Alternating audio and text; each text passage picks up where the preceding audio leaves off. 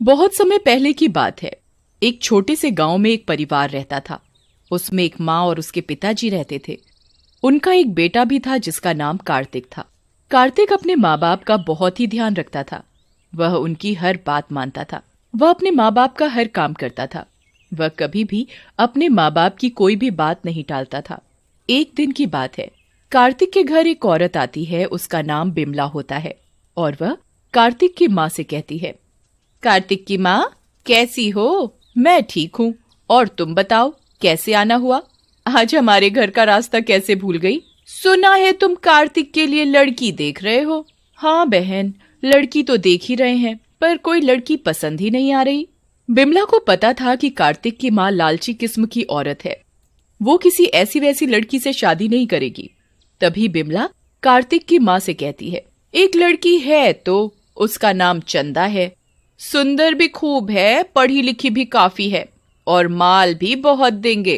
तभी कार्तिक की माँ बिमला से कहती है, तुम ये सब छोड़ो, ये बताओ शादी में लड़की के माँ बाप क्या क्या देंगे। तुम चिंता मत करो, तुम्हें कहने की जरूरत भी नहीं पड़ेगी, वो अपने आप सब कुछ देंगे। ये बताओ पैसा कितना देंगे? अरे, लड़की के माँ बाप बहुत पैसे वाले हैं, वो बहुत सारा पैसा देंगे। तो ठीक है, मैं कार्तिक की शादी चंदा से करने को तैयार हूँ। और अगले हफ्ते कार्तिक की माँ कार्तिक की शादी चंदा से कर देती है और चंदा नई नवेली दुल्हन बनकर अपने ससुराल में आती है। ससुराल में सभी लोग चंदा का खूब अच्छे से स्वागत करते हैं। और अगले दिन लेकिन कार्तिक की माँ का तो ध्यान चंदा के साथ लाए सामान पर था। तभी कार्तिक की माँ चंदा से कहती है, तेरे बाप ने शादी तो ठीक ठाक कर दी, लेकिन शादी में पैसा तो दिया ही नहीं। शादी से पहले आपने तो ऐसा कुछ बोला नहीं था। हमने तेरे माँ बाप से कुछ नहीं मांगा तो इसका मतलब ये नहीं कि वो अपनी बेटी की शादी में कुछ दे ही ना। चंदा अपनी सास की बात सुनकर बहुत रोती है।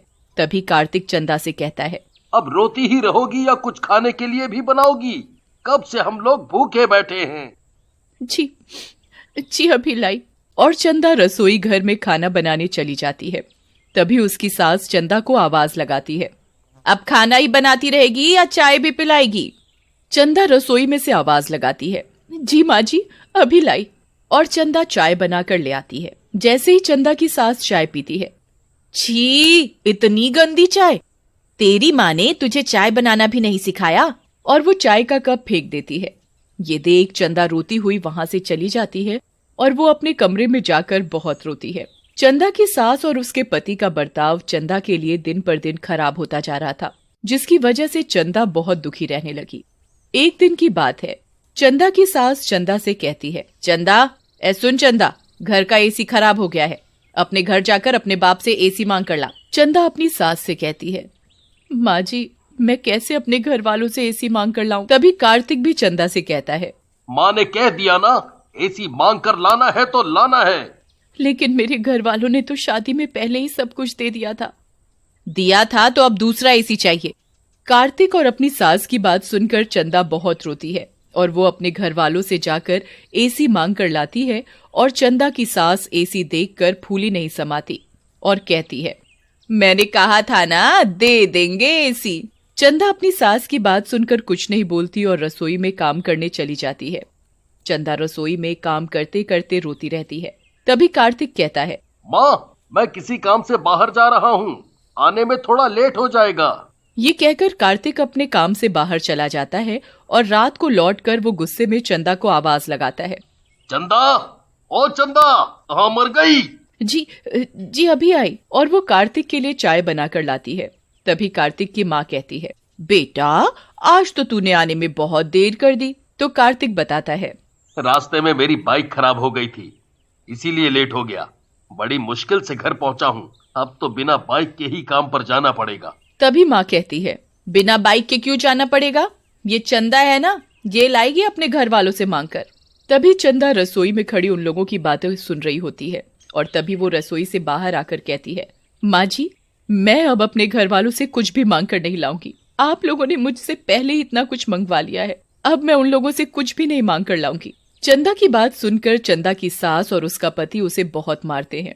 इस तरह उन लोगों का लालच दिन पर दिन बढ़ता ही जा रहा था, पर चंदा चाह कर भी कुछ नहीं कर पाती। एक दिन चंदा की सास चंदा से कहती है, ए चंदा, सुन, कल लोहड़ी है और तुझे आज पूरे घर की अच्छे से सफाई करनी है। जी माँ जी, मैं अच्छे से पूरे घर की सफाई कर लूंगी। तभी चंदा की सास चंदा से कहती है, सफाई करने के बाद अपने घर चली जाना। और सुन, ये तेरी पहली लोहड़ी है, उनको बोलना कि कल पैसे और गिफ्ट लेकर आए, ये नहीं कि हाथ हिलाते हुए आ जाए। जब देखो खाली हाथ चले आए। माँ जी, जितना उनके बस का है वो अपनी तरफ से आपको पैसे और गिफ्ट देने की ज्यादा से ज्यादा कोशिश करते हैं। मुझसे जबान लड़ाती है, पर माँ जी वो कहाँ से ला कर देंगे? उनकी हालत तो पहले से ही खराब चल रही है, उनके पास अब देने को कुछ नहीं बचा। मुझे कुछ नहीं पता, मैंने कह दिया तो कह दिया। चंदा की सास चंदा की एक नहीं सुनती और वो घर की सफाई में लग जाती है। और अगले दिन सास चंदा से कहती है, आज लोहड़ी है, तूने अपने घर वालों से बोल दिया ना कि आज गिफ्ट और पैसे लेकर आने हैं। चंदा अपनी सास की बात सुनकर कुछ नहीं बोलती और शाम के समय घर के सभी लोग लोहड़ी जलाकर बैठे हुए थे। तभी चंदा के माँ बाप आते हैं और वो चंदा को खाली मिठाई ही लाकर देते हैं और फिर वो अपने घर चले जाते हैं। तभी चंदा की सास और पति चंदा से कहते हैं, तेरे माँ बाप ये मिठाई लाते हुए शर्म नहीं आई? माँ जी, उनके पास आपको देने के लिए कुछ भी नहीं है, उनका काम भी बंद हो गया है, वो कहाँ से देंगे? ये बात सुनकर कार्तिक और उसकी माँ गुस्से से आग बबूला हो जाते हैं और वो चंदा को बहुत मारते हैं। चंदा बेचारी रोती हुई कहती है, मुझे मत मारो, मुझे छोड़ दो। छोड़ दे।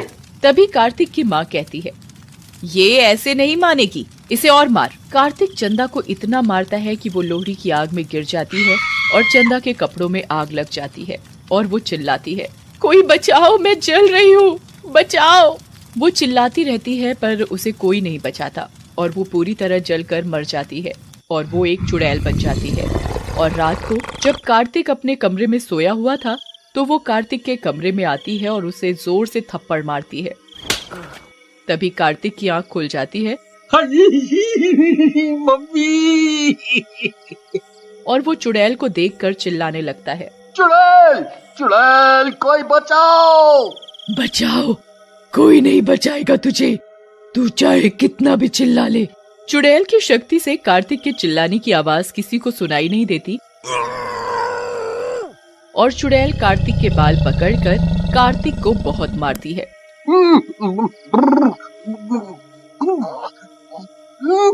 मुझे छोड़ दो, मुझे छोड़ दो। नहीं, कभी नहीं, तू भी मुझे ऐसे ही मारता था ना, मैं भी चिल्लाती रहती थी मुझे मत मारो, पर तुम लोगों को मेरे ऊपर दया नहीं आती थी। अब तुम्हें पता चलेगा दर्द क्या होता है।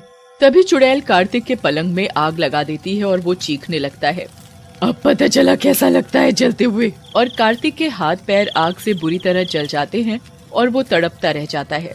और अगले दिन कार्तिक की माँ कार्तिक की यह हालत देखकर रोने लगती है और कार्तिक से पूछने लगती है, ये तेरी हालत कैसे हुई? पर कार्तिक इतनी बुरी तरह जल जाता है कि वो बता ही नहीं पाता कि ये सब चंदा ने किया है। और रात को कार्तिक की माँ रसोई में दूध लेने के लिए जाती है। जैसे ही वो दूध गर्म करती है तभी चुड़ैल आ जाती है और चुड़ैल को देखकर कार्तिक की माँ डर जाती है। तुम तो मर गई थी ना? हाँ, तुम लोगों ने मुझे मार डाला था, मेरी पहली लोहड़ी थी और तुमने मुझे जलाकर मार डाला।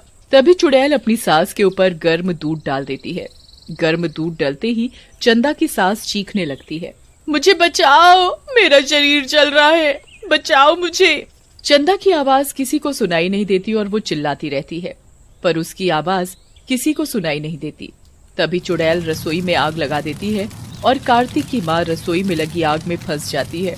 मुझे मत जलाओ, अपनी पराई तो मत जलाओ, अब तुझे पता चलेगा कैसा लगता है जलते हुए। ले, अब तू भी चल। मत जलाओ, मुझे मत मारो, मैं जल रही हूँ। तुम लोगों के लालच की वजह से मेरे माँ बाप को कितनी तकलीफ झेलनी पड़ी, पर तब भी तुम लोगों को दया नहीं आई। मैं भी चिल्ला रही थी पर तुम लोगों ने मेरी एक नहीं सुनी और मुझे जलाकर मार डाला। मुझे माफ कर दो, छोड़ दो मुझे। तुम लोगों के लालच की वजह से तुम लोगों ने मुझे जलाकर मार डाला, तुम लोगों के साथ ऐसा ही होना चाहिए। और चुड़ैल पूरे घर में आग लगा देती है। उसमें कार्तिक और उसकी माँ बुरी तरह जलकर मर जाते हैं और चंदा की आत्मा भी शांत हो जाती है और फिर वो वहाँ से चली जाती।